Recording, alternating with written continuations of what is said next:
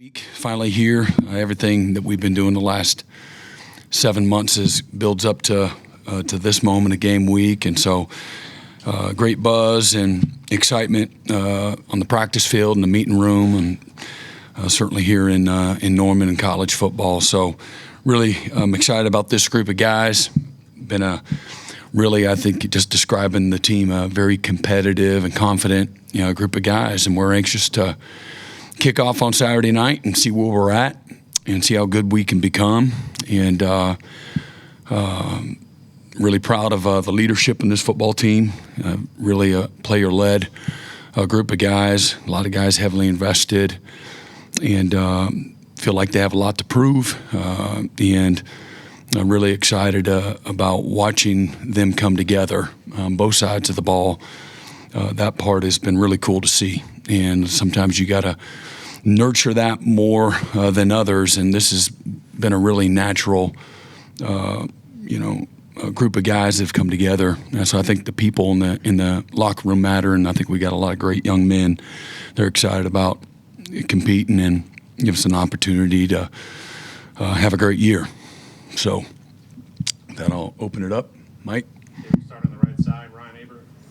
Yeah, Brent, we've asked you a lot about the cornerbacks with Courtland and Jordan and things like that.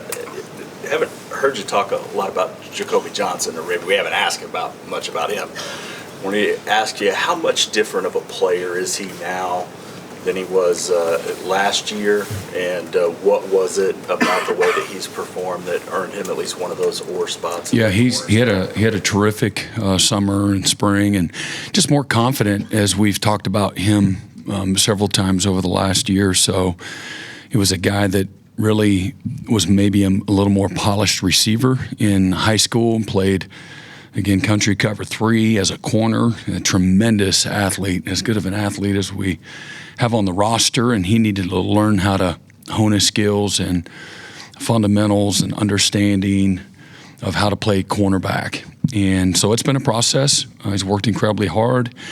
As a freshman, obviously, he was, I know I bragged on him a few different times, he was one of our best, most aggressive special teams players, and he still is that.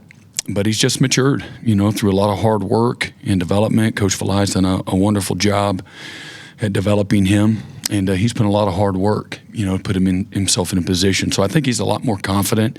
He'd be the first one to tell you that he's just more confident playing corner, and he's learned from his, past mistakes along the way. Yeah, Brent, do you know what you're getting out of John Matir when he gets on the field Saturday? Or do you still have some curiosity about what you're going to see? No, I don't.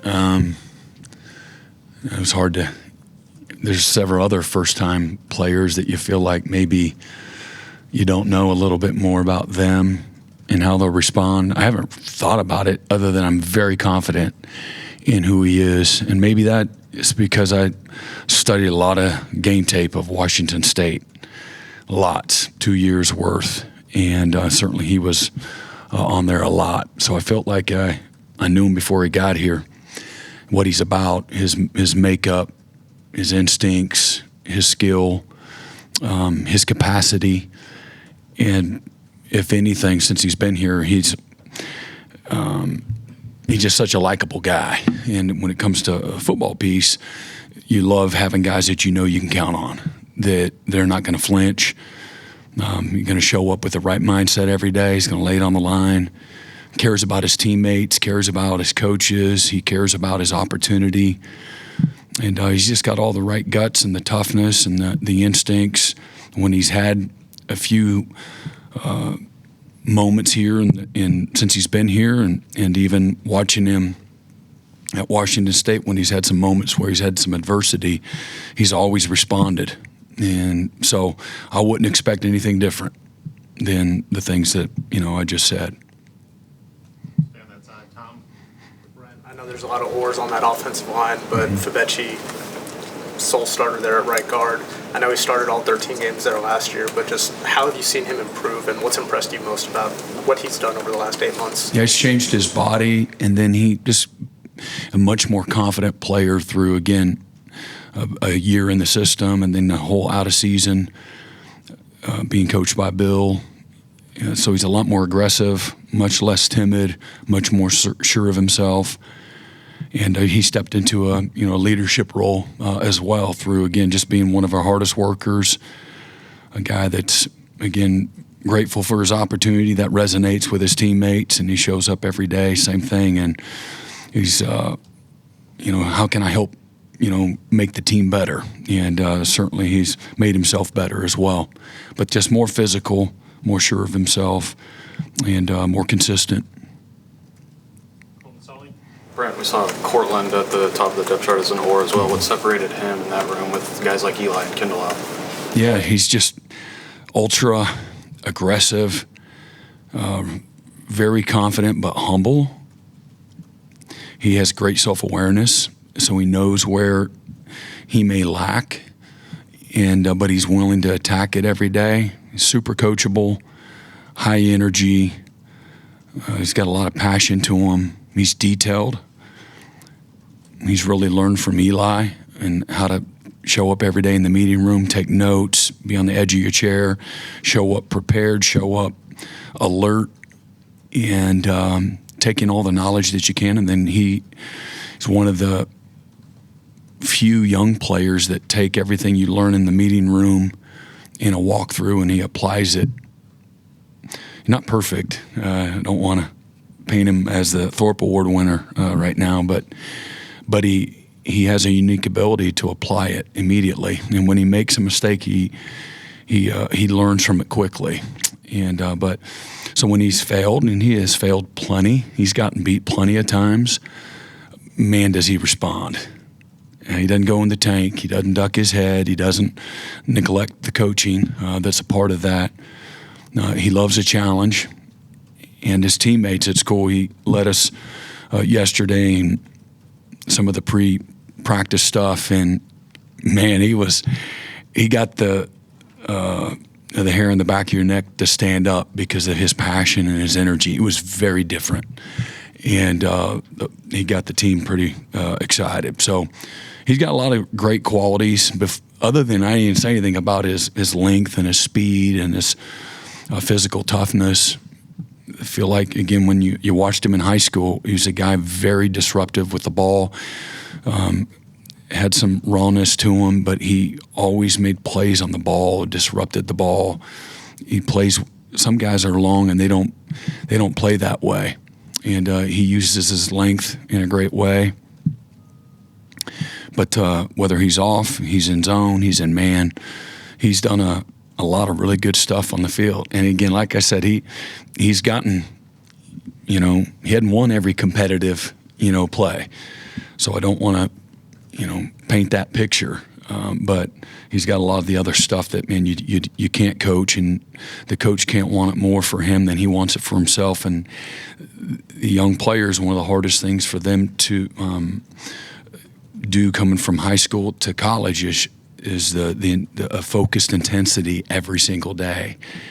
And he's had that every day. Brent, just a quick follow-up. Do you have any update on Eli and Kendall? No updates. And second, Ben and John have both talked about kind of almost changing the culture of the offense, celebrating small victories. John was talking about that yesterday, going back to the spring.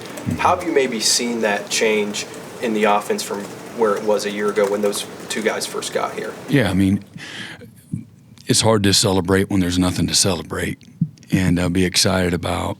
And so, again, I think, when you have passionate people coaching, it's going to resonate. When you recruit passion, you recruit that too. You nurture it, you demand it, you display it, and as a leader, and again, but you also can recruit the fire, the passion, the energy, and I think they did a great job of be a tempo setter, a tone setter, if you will, from the jump, and having some success was obviously helps promote that and nurtures that as well, and I think it brings out the best in everybody around you as leaders. So super consistent that way.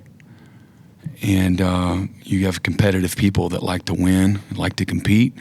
that's the byproduct, of that. So done a wonderful job in that regard. Far right side, Ryan Chapman. Brent, when you arrived, you talked a lot about development and retention. And you look up and down this defensive depth chart, and it's a lot of guys that signed with Oklahoma out of high school have stayed. But we've seen the improvement on the field, obviously, from that side of the ball. Is it proof that even in today's crazy world of college football, you can still identify guys, develop, and have a very, very successful model that's not over-reliant on all the chaos that happens in December and in January and that kind of stuff? I think it's foundational. I think it's something that for us, we want to build a great program. It looks like that, where you do have a roster that, again, no roster is going to be immune from some disruption, but less is more in this regard. And I think, that side of the ball in particular is a great example of what we want it to look like for the football program as a whole. And finding young guys that have a lot of the intrinsic values that you align with, that also happen to be, talented, there's no shortcuts, as we know. So recruiting young men that understand this is a developmental game is an important piece. Why are those guys patient? Why did they continue to believe, even though it may not have happened for them right away? And you look at all those different guys, and they've all kind of been through different things along the way, whether it's Robert with a shoulder surgery, Gentry with 2 shoulder surgeries, R. Mason with ankle problems and weighing 215 pounds, Grayson Halton transitioning. He thought he was a tight end, out of high school.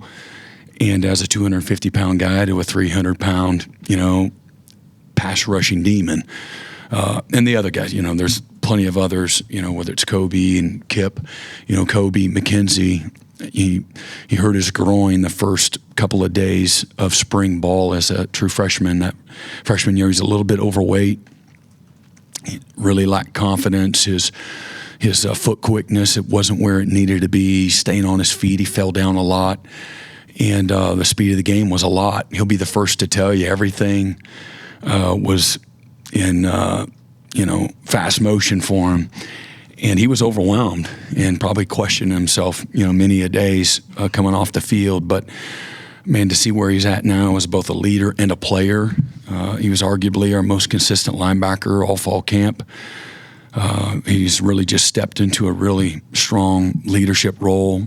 And as I told all the guys, there's had 7 guys elected captain, and he was right there close to, the other guys. But, man, you don't, being a captain is not a title, it's about action, it's about commitment, it's about being an example, and it's about influence and impact. And certainly Kobe has that, but Kip is the same thing. He's 190 pounds when he got here. He's 230 now.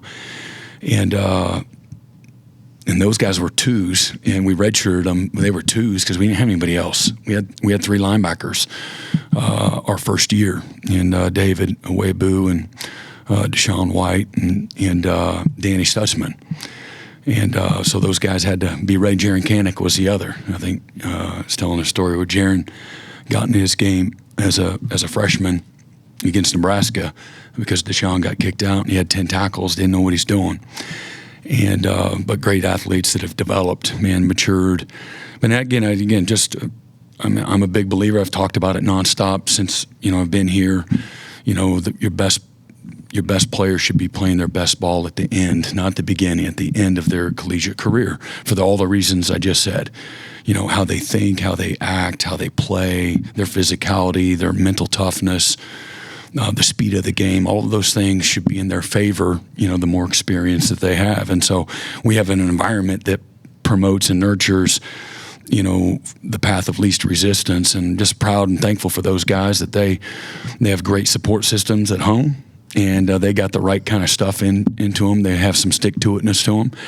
And, we're the benefactors. I think, again, the evolution of the defense, where it's come, from where it was, has been tremendous. And without them, we wouldn't be where we're at for sure. Behind Ryan, Jenny. Hey, Brent, you obviously know this well as the head coach at OU. Obviously, there's personal responsibility, sort of care factor that comes with the job, just what is on your plate. But obviously, your time here previously, you helped rebuild this program, build it into a championship contender. I'm curious, as you look back on your first 3 years and now going into 4, just how does the time you spent here and your connection with really getting the program to this new elite level impact how you look on the first 3 years into year 4, just that personal responsibility you feel? The personal responsibility, like what I own, or and just sort of that care factor, I guess. yeah, I've said this a lot. Anybody that knows me, I've never had one foot in one place and another foot in another place. I've incredibly invested in the moment. I'm very passionate. I love what I do. I'm grateful for what I get to do. I happen to have a head coach title. None of that has changed who I am when I show up every single day. I care about helping people have success. I care about and respect and value all of the joy that this program has brought to so many thousands upon thousands of Oklahomans, not only here in the state, but certainly in the state and across the country. And, I've been incredibly disappointed that we haven't been able to give, more reason for celebrating and excitement, with the, with our end product. But I'm motivated by that. I think that's a byproduct of keeping your head down and doing everything that you can to help build the program, the right way. Certainly, you alluded to, 1999. Some things in football haven't changed. And there's plenty that certainly have, and the challenges, the headwinds, the environment that we're dealing with now. Like I had said, we had 63 new players, our first year, and so there's a lot that that you don't know in that new environment. It's the first time I'd been in a program in several decades where there was so much instability and how you got to kind of start completely over. And every year seemed like it's been a life of its own to me. And I've really approached it that way because of every year what the environment that we're in has changed tremendously. And but you learn and grow from all of it. You try to have a great self-awareness about where you can get better, where the program needs to get better, and all the different programs within the program, our systems and things of that nature, and continue to try to find the right people from a recruiting standpoint. That's the lifeblood of all of it. And, there's nothing that's more important than having the right guys in the locker room. And through it all, been proud of the hard work, disappointed in the lack of success at times, and but know without question that our best days are sitting in front of us, as we speak. So, never been more excited. But that's who I am. You can't fabricate it. I know how fortunate I am to be able to get to do what I get to do and who I get to do it with. And I have that perspective every single day. There's never a time for a pity party. I don't feel bad for nobody. Nobody feels bad for me. And that's just the way life is. And I've always had that mindset, the game ain't fair, life ain't fair. And but man, we have an amazing staff and we have an amazing locker room. And then I'm at one of the best football programs in college football history. This is pull up to the Switzer Center every single day. So tremendous responsibility and what I have to own. And I want to put a product that everybody that loves Oklahoma is incredibly proud of how we do it, and certainly the what part of it, and the having the success ultimately that we want on the season. Yeah, Brent, when you got here, everyone could sort of see with that defensive line to compete in the SEC, you all needed more talent, more depth. just from where you were then to where you are now, can you just provide some context of, some of the challenges it took to get to where you are now at that specific position group? Yeah, there's a lot to figure out, and we had some some good older players that did a great job leading and showing up every day, doing what we asked them to do. But again, we had maybe two guys that were 300 pounds, and we just needed to get better in every area on defense, and starting with culture, mindset, expectations, standards, how we practice, what player-led workouts need to look like in the summertime, ambition, connection. I mean, there wasn't an area that we didn't need to attack, and we had a lot of work to do. I thought the staff did an amazing job, identifying players, developing relationships, developing the trust to create the buy-in, because what we were asking them to do was really demanding, and making sure that there was an alignment, with what excellence needed to look like every single day, and everybody had to take ownership in it, player and coach. So it's a long process, and but you see again, I think there's a picture of what that looks like. We just talked about that, with Grayson and R. Mason, for example, those guys up front, and then again, same thing. What we're looking for in the players that we're recruiting, and fitting all that into a puzzle. But man, our defensive staff, just love them to death. Great coaches, great football minds, amazing human beings, great continuity and chemistry on the staff, and it resonates to the players. You can't have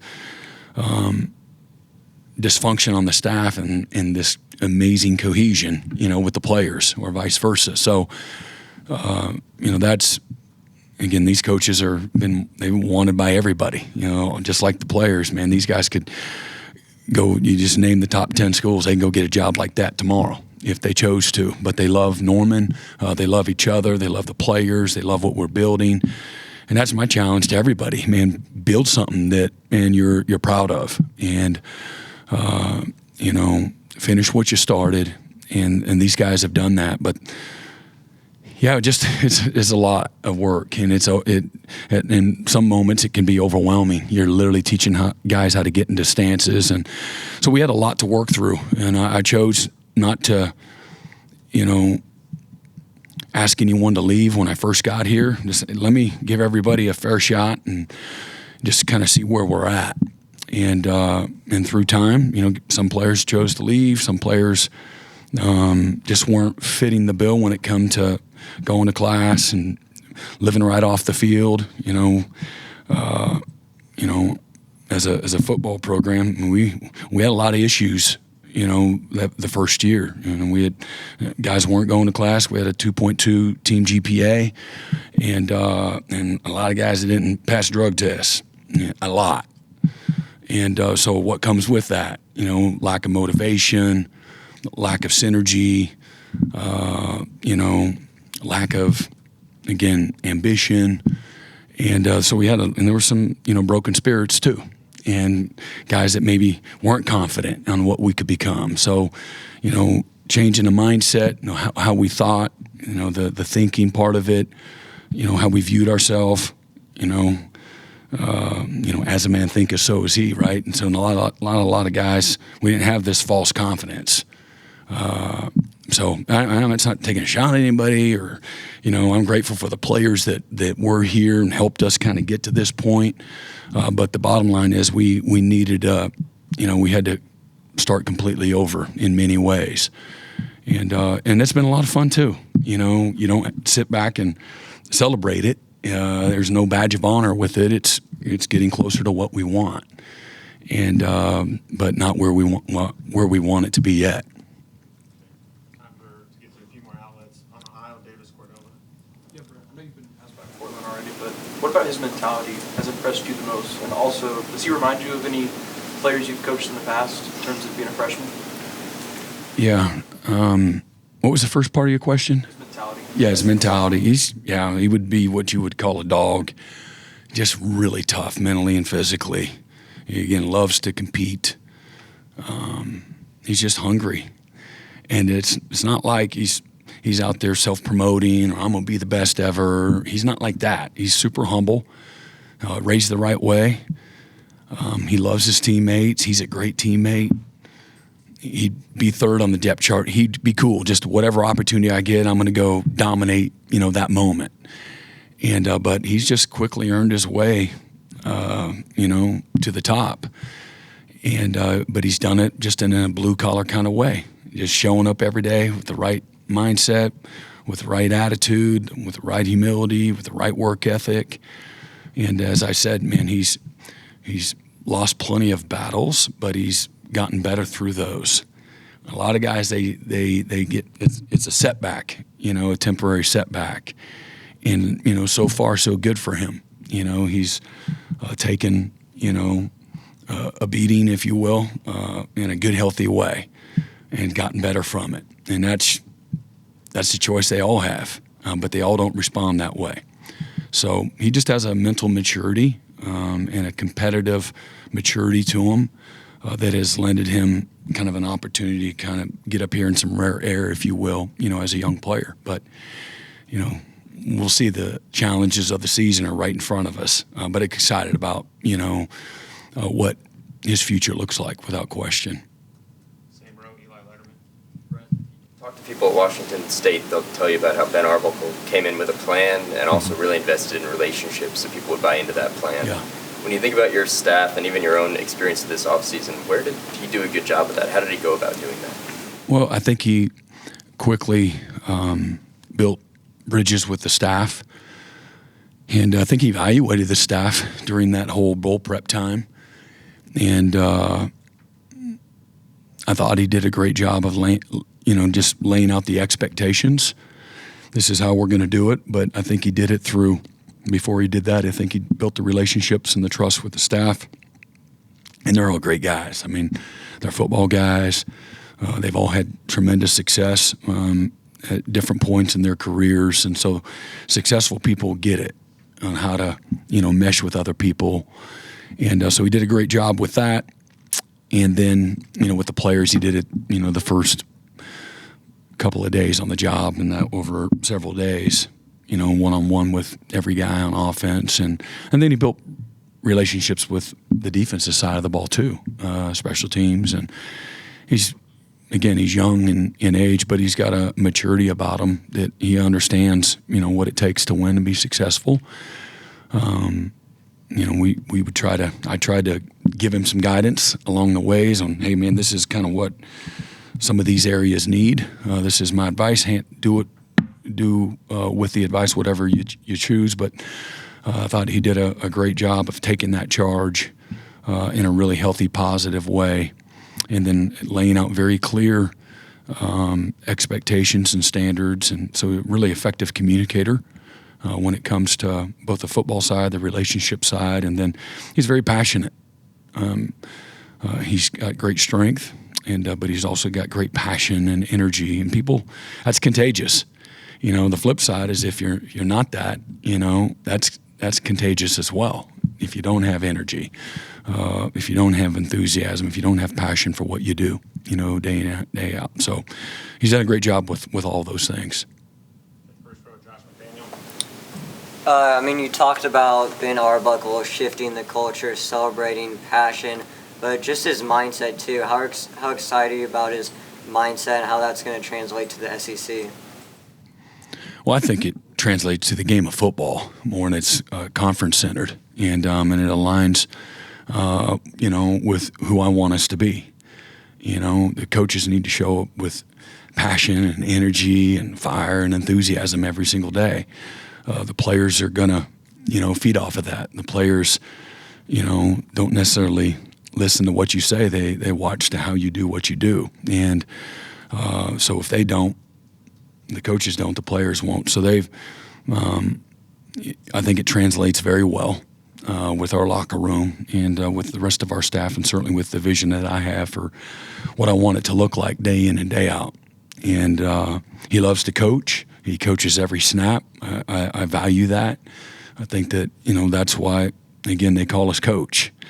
Is we're not just there to observe, man. We need to be an active participant every play in the development of our players. And they're either meeting the standard or they're not. And we got to help them, through all of it to develop the team in an expeditious way. And he gets that. He has a sense of urgency, a sense of desperation. I know y'all spoke to him earlier. I'm sure he displayed some of those qualities. But he's a guy that he's going to lead from the front, just like, his quarterback has. And so the players are always going to be a reflection of their coach, and how the player leads and competes, goes to class. All of those things are a reflection of the respect they have for their opportunity and the respect they have for their coach that they represent every day. Brent, just the battle between Kobe and Sammy throughout, and how much better is Kobe because of what Sammy's bringing out of it? Yeah, a lot better. And but both of them have improved. Sammy had a transition to make going outside to inside, and he played all outside in high school as well. Super athletic, as y'all know, and transitioning inside. Sometimes it happens overnight, and a lot of times it doesn't ever happen. Finding the ball and block recognition, play diagnosis, the instincts behind the balls is always a little bit different than playing on the edge and just keeping your outside arm free. And I love the work that Sammy has put in and helped get Kobe better. But that group, as I said after the spring, I was a little bit, I didn't feel great. I knew our numbers weren't what they had been. And I had my fingers crossed for K5 and how quickly he could pick things up. And the quicker he could, the more it would help us look at, how everybody could fit together. And but Sammy and Kobe, they've had this great maturity about the competition, and they pull for each other. I love that. It's not a thing I take for granted. It doesn't happen like that. It gets funky, and it ain't fun. And I think it prevents you from ultimately being who you want to be as a team, and certainly as leaders, and certainly in that group. And man, they've had great competition, great humility. Everybody's gotten better through it all, and both of them have shown that they're capable of playing winning football and helping us win. And they got great respect from their teammates too, as leaders. Brent then was telling us that he's going to call plays from the field, and I know every coordinator has their reasons for why they do it one way or another. But when you've got a brand new offense like this, is there something to be said for him being in the huddle and eye to eye with the guys? Yeah, I mean, look, everybody has a different comfort level, and but I think that's a real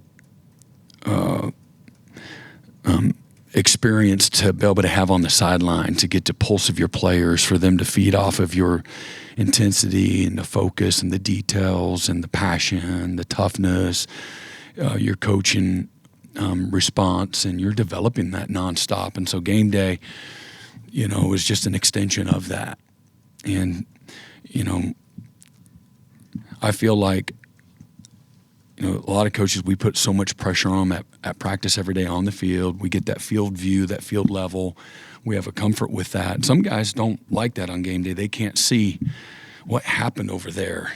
And, and then some coaches like, man, that went through the B gap, and that's Larry. And, get Larry straight. And, but Ben has and he's the architect of the offense along with Coach Kusiewski, and they've got a frickin' frack, relationship. And Ben is, again, he's a hands-on, passionate guy. So I think he'll bring the best out of everybody, not just the quarterbacks, but the best out of everybody, players and coaches both, by being, in the huddle. And it's a very pure place to be. But on game day, you also want to be a vessel of support. The players are playing the game, so I do think that, the best coaches have the ability to, allow the players to play free on game day. And I think, we'll see that, with Ben on game day. Last two will be on the right side. James Jackson Coach, I know it's a lot of looking at last year's tape, but what do you know about Illinois State and their keep track? Wow, that's the first. How far into the press conference? 35 minutes. So you guys ever complained how long the opening statement is? Ever? Maybe snarky. Most of you haven't. Just a few of you. So just a few of you have. We are playing a game. We're kicking off against a playoff team. Coach Brock has done an amazing job. We know, I think 17 years he's been there, the winningest all-time coach in the program's history. He's been a winner for a long time. Again, they were a playoff team a year ago, won 10 games. They've got a great culture and foundation. You don't stay somewhere that long without doing things the right way and having success as well. I think he has 25 more wins than the second most successful coach in the history of that program. So at every level, man, that's big time. That's cool to see. Big fan of what he's represented for a long time. I know I think they're preseason number 6 in the country, and a lot of people think a lot about their team that they have, and their strength is in their front 7 on defense. It's where the most experience returns, and I'm sure they've recruited well in their secondary with players in the secondary, and then they're really good on offense. The strength of their football team, in my opinion, has been their offense. The quarterback's thrown for over 3,000 yards, incredibly accurate, really fast, athletic. Not real tall, but, man, he's got a quick release, great accuracy. He got a Jacob Jordan, Hunter Renfrow type of slot receiver that catches everything, caught 65-plus balls. They have a outside receiver that caught 85, 86 balls a year ago, big guy that can really run. The other side, they've got a track guy that can take the top off the defense. And they got a running back that's back-to-back years has rushed for over 1,000 yards, big, strong, physical. They know who they are. They're good at what they do. And it's a team that, again, they opened up at Iowa last year. They moved the ball really well, particularly in the first half. They sputtered out in the red zone a few times, but they made explosive plays against a really good defense, and both running and throwing. And so it'll be, and I told the team, what I'm telling you. At the end of the day, it's going to be about us. I want to see where we're at. I'm excited to see where we're at. There's going to be some things that we love, what happens on Saturday, and some things that we're not going to like. And it's about, again, developing this football team and attacking every challenge that's in front of us.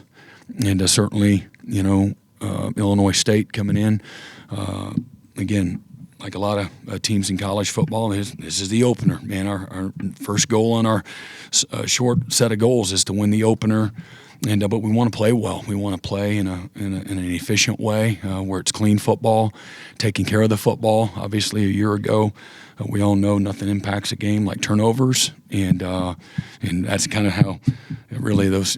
Talking about the first 3 years that I've been here, when we haven't played well, usually we're on the wrong side of their turnover margin. In 23, when we won 10 games, the 3 losses, we had 12 turnovers, 6 in the regular season and 6 in our bowl game, and several defensive touchdowns, and same story here last year. So taking care of the football, keeping our quarterback clean, providing a good, strong, clean pocket. This is a defense that's going to be aggressive against us and test us that way. And make competitive plays, hold on to the ball, run and throw, in an efficient way, and tackling.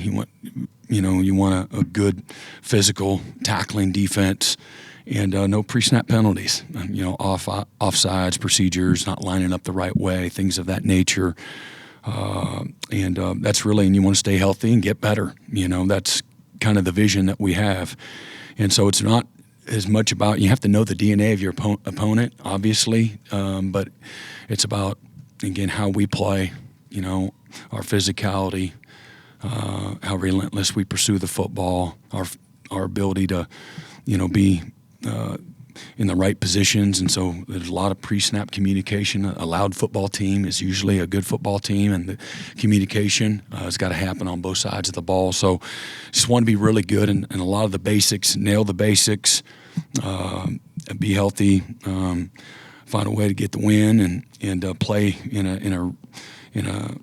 a good, clean way, and then move on, to our next opponent from there. Wrap us up. All right. It's interesting. You just touched on some smaller things going into the opener. I want to talk about some maybe broader things. I've got a broad question that picks up on some of the things you've already been asked. I want to ask about on-field identity going forward, but I want to take you back briefly so you'll understand fully what I'm getting at. See, I grew up in Omaha. I was a Nebraska fan. There were some things that you could depend on year after year with those guys. You had Tom Osborne, you had the big offensive linemen, the in-state guys, the walk-on program. They ran that ball down your throat with that I formation triple option. You knew the black shirts were going to hit hard, they're going to fly around. OU, the arch nemesis of the team I grew up watching. They had Barry Switzer, they ran the wishbone, Texas Speed, Swagger, Sooner Magic, all those things. The point is, everybody knew what they were getting when you saw Nebraska or Oklahoma on the schedule. Identity is important, but maybe harder to set, as you said earlier, because so many things changing in college football. My question for you is, aside from the obvious, which is you want to win, what are some specific things that you want to establish this season as the on-field identity of OU football, as you try to build something this season and beyond? Yeah, again, tough and physical, blue collar, explosive on offense. I want a team that runs the ball well in a good physical way, lots of different ways, create explosive plays, make the competitive plays, with our playmakers. And again, on defense, man, something that you can count on, create field position, stop the run, terrorize the quarterback on third downs, dominate third downs, and play with passion, energy, physicality, and relentless effort. And so all three phases of the game, should be game changers. Special teams, when we make our kicks, play the field position game very well, and have our guys completely bought into the effort, the details, and the tenacity that it takes to play great special teams, as well.